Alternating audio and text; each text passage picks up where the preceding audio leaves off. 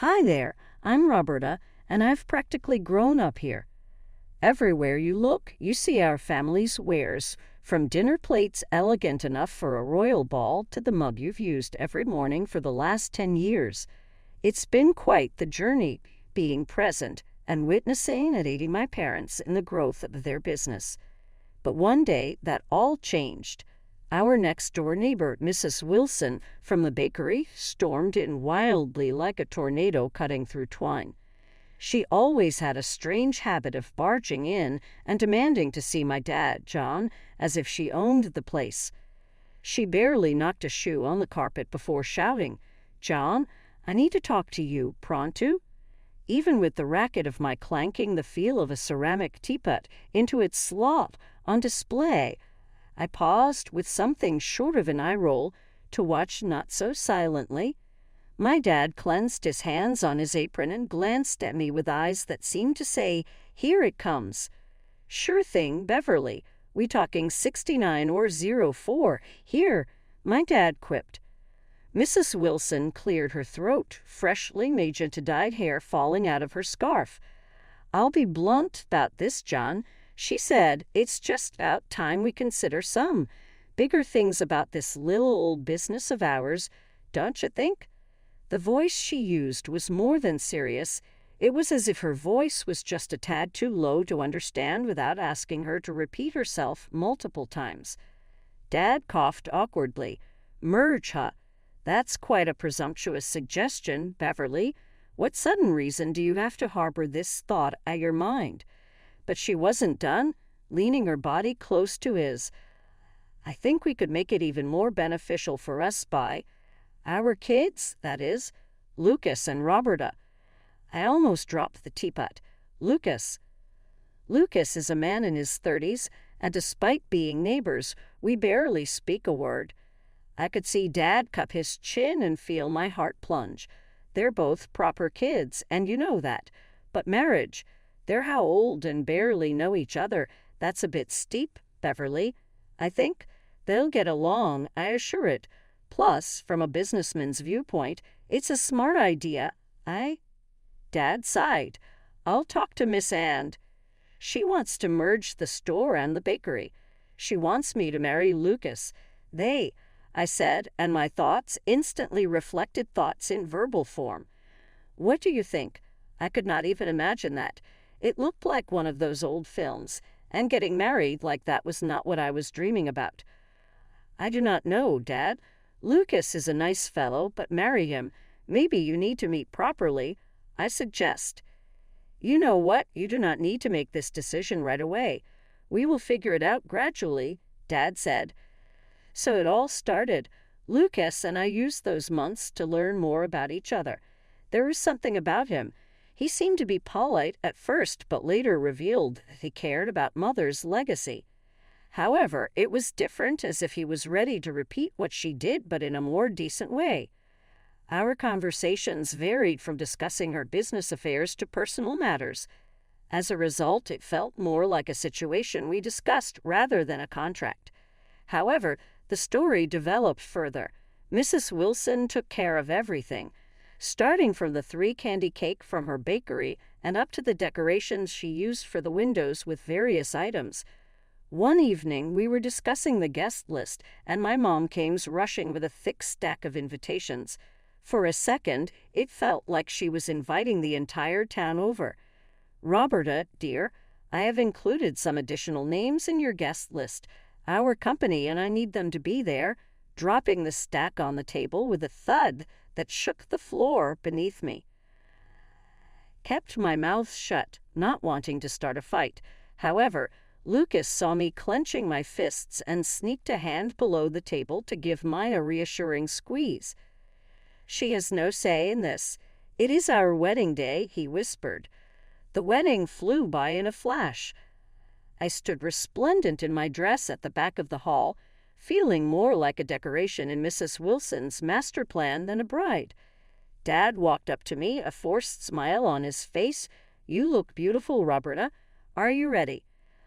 I smiled weakly back at him. Let's get it done with. In what felt like seconds, The ceremony was over, and Lucas and I were smugly declared as newlyweds. The reception was filled with loud chatter of Mrs. Wilson's cohorts who spoke more about our partnership and what we could create than our union. A few days post our nuptials, the merger was finalized. Both the stores were destroyed into that one big building, with one part being the bakery and the other the tableware section. And Mrs. Wilson was around the store on the opening day, running around as a general in her shop. "Roberta, honey, you've got to make sure those plates are aligned with the symmetry cells of the pastries." Mrs. Wilson's voice cut through the store like a precision knife. "Not quite there, honey. Fix it." I readjusted the plate, while Lucas spent his day in the bakery side, coordinating the bakers. "Hey, Robbie, the scone's gotta be fresh, do you hear?" he shouted over the noise. "I cannot hear this damned plates." "Just a day of the other side, loving the symmetry chaos," he shouted back. The springs seemed to be heavier than usual, and weeks assigned themselves into months. I began to skip half of my college classes for the sake of running the store front, helping in the bakery side, and signing all of the paperwork. One evening, she said, "Roberta, you're in business now. You don't need that degree. This is your life." She said it like it was final, her words sharp and impacts deeper than anything else. They rationalized living with it could save us money and make running the business more straightforward. However, this just meant more hours for me, and since we were a short walk from the store, there was not enough breaks from the constant oversight of Mrs. Wilson, and I was doing everything else. It started as a collaboration, but it increasingly felt like a takeover. On top of this, something irritated me more than it did usually. My dad was present less and less. One busy Tuesday morning, and I was setting up the store, and it was 15 minutes before opening, and I felt his absence. Normally, he'd be here, making jokes to start the day. Instead, it was just me and the clinking sound of ceramics. That evening, I went to my parents after dealing with customers and Mrs. Wilson's directions all day. The air in their living room was heavier than usual, and it felt like every word being thrown had to stay because no one could speak it. "Why aren't you at the store much anymore, Dad?" I said as soon as I sat down with no polite inquiries. He looked at my mom, his forehead forming a fold. Her back straightened, and she scrubbed her hands on the apron before facing me. "Roberta, your father is old. The shop is draining him. This way, I make it more manageable for everyone." Mrs. Wilson spoke. I did not want to listen to any of her business talk. I fired back, "Except that's not your call. He built this shop. You can't just shuffle him off because you think it's better." Mrs. Wilson made a scoffing noise as she shook her head. "It's a ruthless world, Roberta. Business will not care that it's a family-owned place. I need to do what's best for business." When the pandemic began, it felt like someone had taken the shop floor out from under us. Shop sales plummeted, and every day the bare aisles seemed to stare at me, telling of our struggle.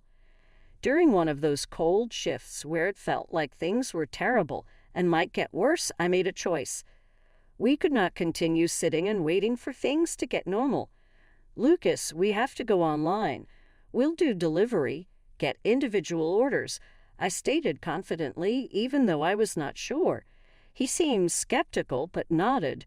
"Judge for yourself, it might work. We should take it up the boss." However, I knew it would not be easy with her.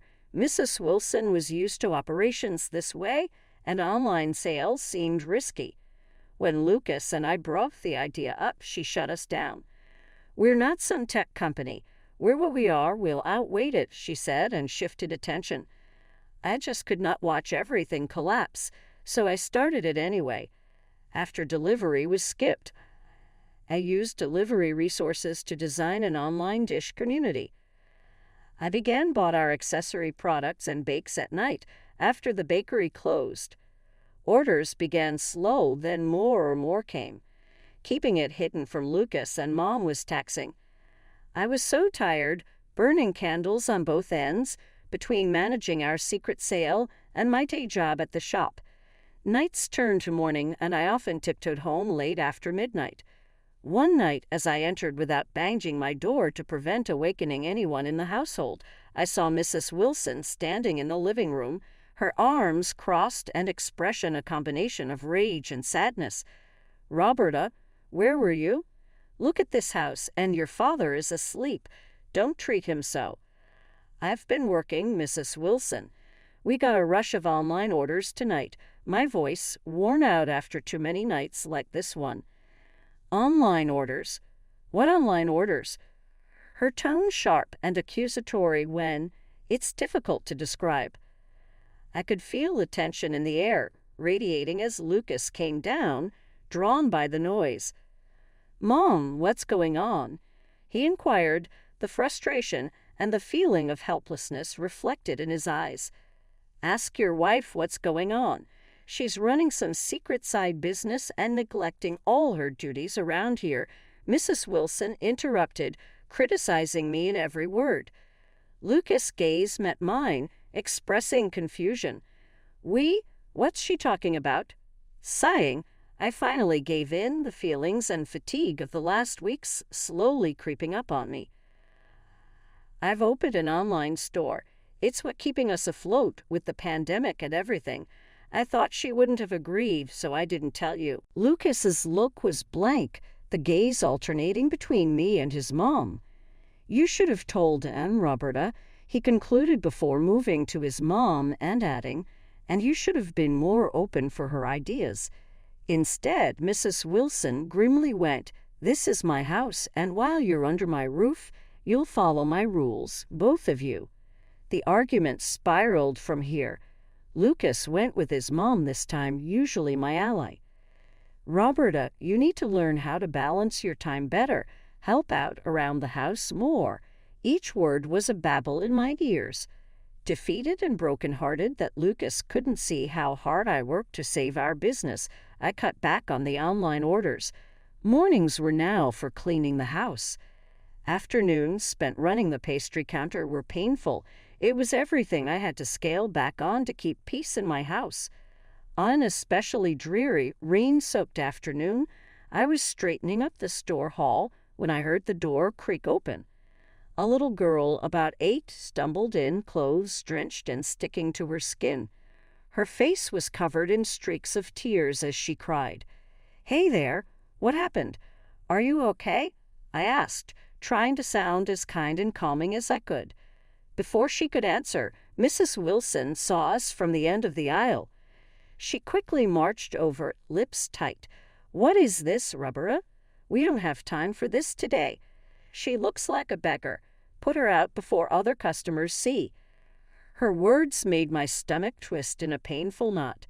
"She's just a child, Mrs. Wilson. She's clearly lost and is in severe need of help," I tried to reason. Lucas overheard his mother, and his face was unreadable as he walked over to us and observed the young girl. "Roberta, Mom is right. We can't have kids like her just running into the store. It's not good for business. Just handle it, okay?" I couldn't believe what I was hearing. "Lucas, she's alone and frightened. We can't throw her back out into the rain." My heart pounded with frustration and sympathy. I ignored them both, leading the girl to a chair and wrapping her in a clean blanket from the back room. Made her a cup of hot chocolate, hoping it would calm her down a bit. Mrs. Wilson, however, was fuming.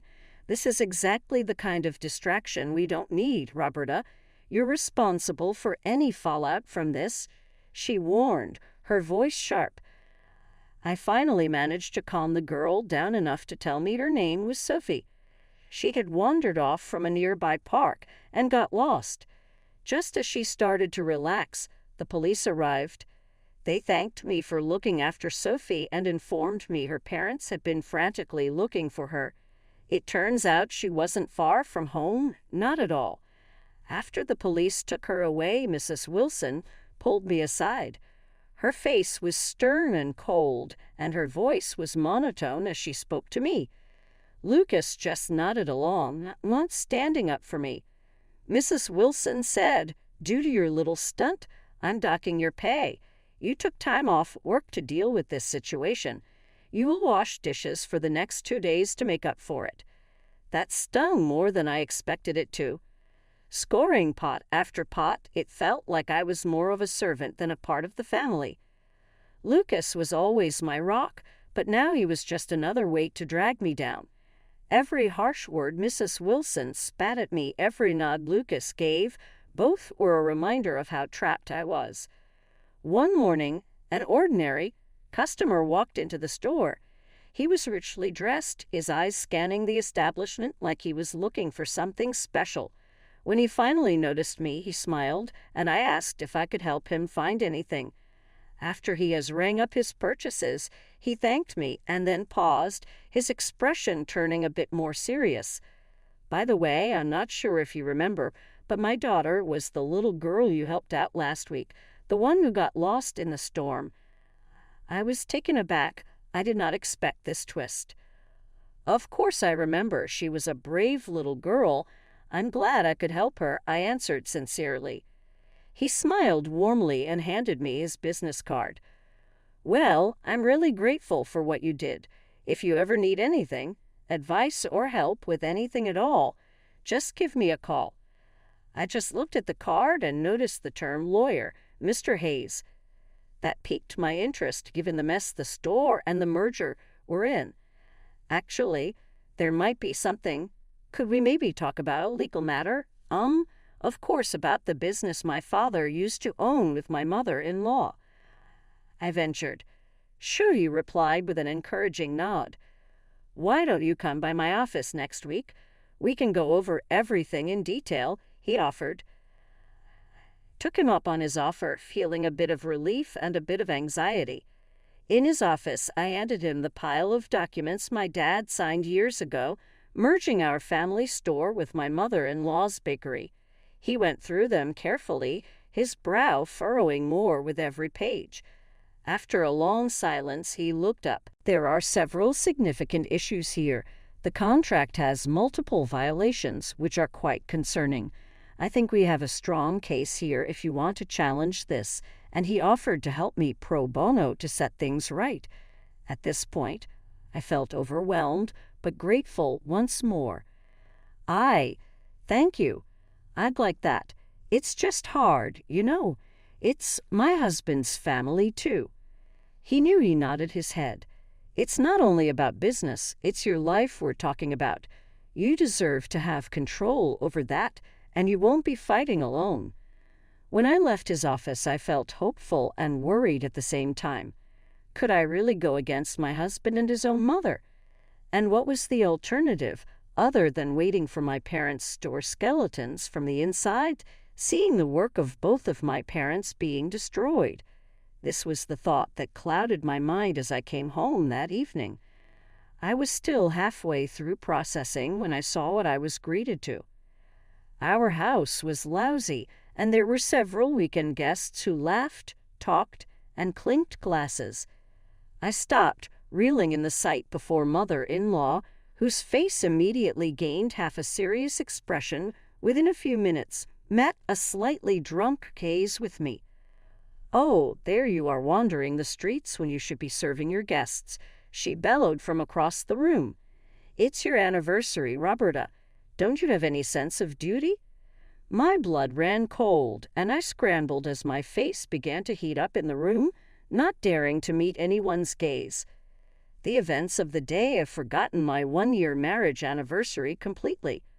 I'm sorry, I forgot. I didn't know it was today. I tried to apologize, but to no avail. She just got angrier and rosier and finally took a pizza box that was lying around next to me in a fit of frustration and stormed my way. I was able to dodge it when the pizza box I had held earlier fell onto the floor, completely useless. "Unbelievable," she shouted. Before I could say anything, before I even could fully process anything, Lucas came over. He too displayed the telltale signs of alcohol guilt. "Look at you, not even ready to eat.